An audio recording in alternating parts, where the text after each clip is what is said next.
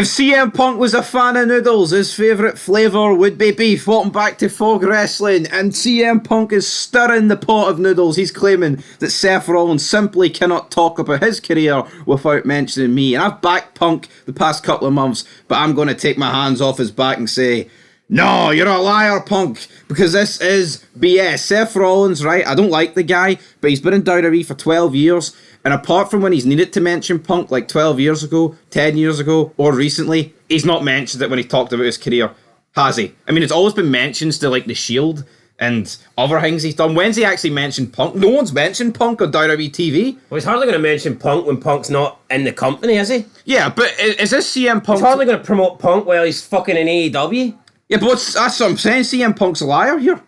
Is it storyline sense? Is he trying to stay in with the story about how he's got a feud with Rollins? Or is this a simple, like, shoot kind of interview with Jackie Redmond? No. What? Spit it out. Come on. It's clobbering time. It's clobbering time, buddy. Time. It's money time. I wouldn't say that Seth Rollins can't talk about his career without mentioning CM Punk, but I would go as far as saying without CM Punk, Seth Rollins probably doesn't have a career, because CM Punk broke the mold. Unfortunately, he was the kind of guy that allowed these little indie Ring of Honor guys to have a chance to get over. He was the first one that really got to the top of the card coming from that scene. Even though I think he was deserving, and he's obviously got more of a character, a lot more of a personality than any of those guys, he was kind of the first one to do it. Until then, to get to the top, you kind of had to be the guy that WWE wanted. You had to be WWE's vision of the main man, of the big muscly man. You know, you had to be like the Cena or the Batista. You had to be the guys like that, or the third generation guys like Randy Orton. You know, you had the larger-than-life characters or the big gimmicks like The Undertaker. CM Punk's kind of the first guy, I think, that came through and was like, you know what? I'm 6 foot. I'm what Nash would call a vanilla midget, but I'm still going to make it to the top. And he did that. And if you look at it, it wasn't until after CM Punk made it to the top, that's when guys like Daniel Bryan managed to get into the main event scenes properly. That's when guys like Seth Rollins came around. That's when guys like Dolph Ziggler got an opportunity to win major titles. So I think CM Punk I think he paved the way, so to speak, for people like Seth Rollins. I think if CM Punk doesn't come along, Seth Rollins doesn't become what he is today. And that is an annoying, overrated, whiny little bitch who unfortunately holds the World Heavyweight Championship. Which is obviously sad, guys, holding one of the major belts. But Punk is not saying that he paved the way for Rollins. He's simply saying that Rollins can't talk about his career without mentioning me. Does he mean that in a sense of, well, I paved the way, so therefore if he's got to talk about his career and how he got into wrestling, how he's a big star now in today's world, it's because of me. It's because of Phil Brooks. I'm not buying that. I don't think there's many people that can't talk about their career without mention. It's hard to think off the top of my head somebody that relies on someone so much for their career. I just can't even think of it. Like, you could say that without The Undertaker, Kane's career would have been nowhere near what it was, and that's acceptable, but I mean, that's like taking away from a lot of good moments that Kane had without The Undertaker. That would be disrespectful, even though I can understand why people would say that. It's hard off the top of my head to think of someone whose career just would not have had. Like Austin, without McMahon, like Austin's career, like what happens to it? But I'm not going to sit here and say Austin would have been a bum without McMahon.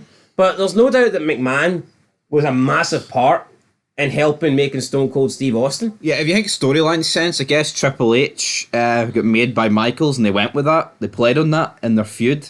So, but here, that storyline sense, I'm not pretending that because of Michaels, that's the only reason Triple H was above 4 out of 10 according to Bret Hart. But let's look at the interview and see what CM Punk said. So he goes, because apparently Seth Rollins doesn't like him. That's the way he starts off the interview.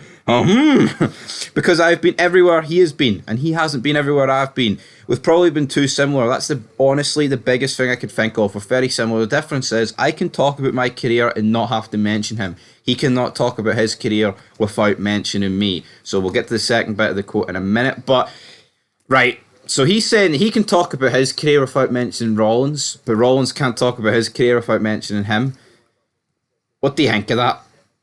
He also talks about the fact that Rollins hasn't been to AEW, so it's a good thing. He hasn't been the places I've been. I don't really agree with that. I think Punk is a little bit wrong there. I think you could easily talk about Seth Rollins' career without CM Punk. Yeah, like obviously Punk had he had the idea of the Shield, but he wanted, was it Cassius Ohno? But then again, that's another thing. I mean, Punk did create the Shield. Punk was the man that had the idea. So, like, again, is he really wrong?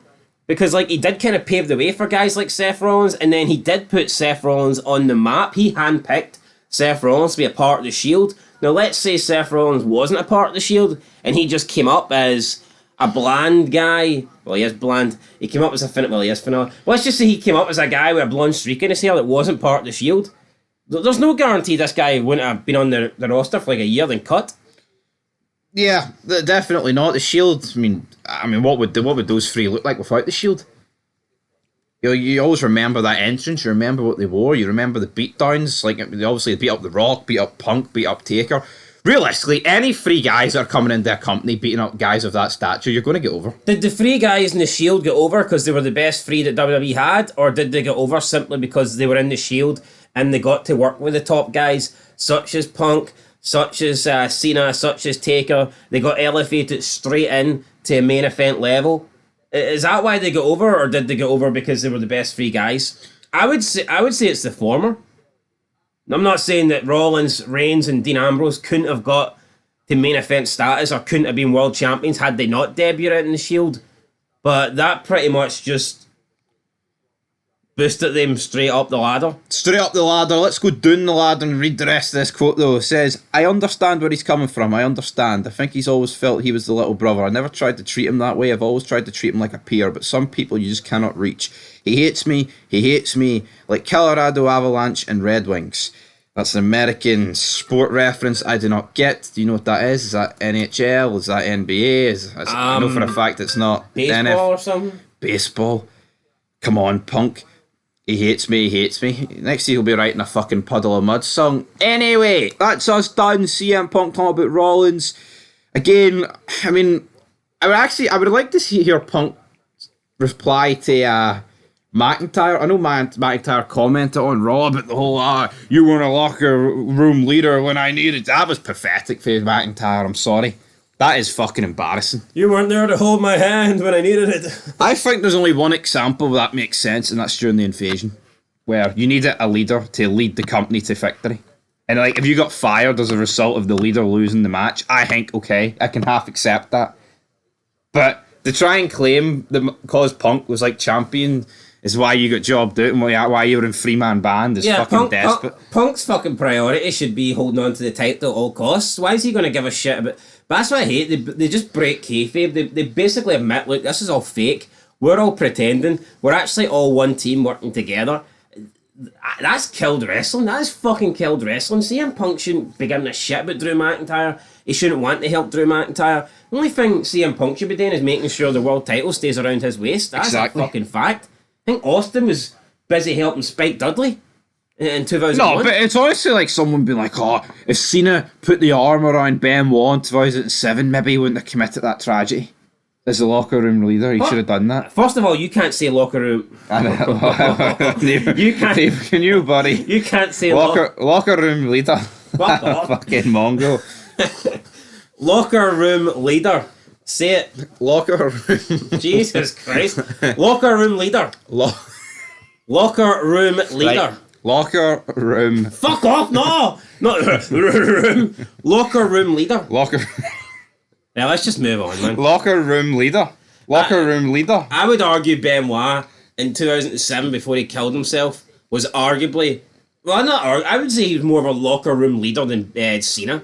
Just because you're a champ doesn't necessarily mean you're the locker room leader. Taker might not have held many belts, right? Michaels didn't hold any belt after 2002 that was a world title. And you telling me that those guys in 2005 and 6 weren't considered bigger locker room leaders than Cena? Or Batista? So what you're saying is that they're all guilty for Benoit? Well, when you put it like that... When you put it in layman's terms, buddy. Anyway, guys, let's put it in Phil Brook terms, buddy. It's clobbering time.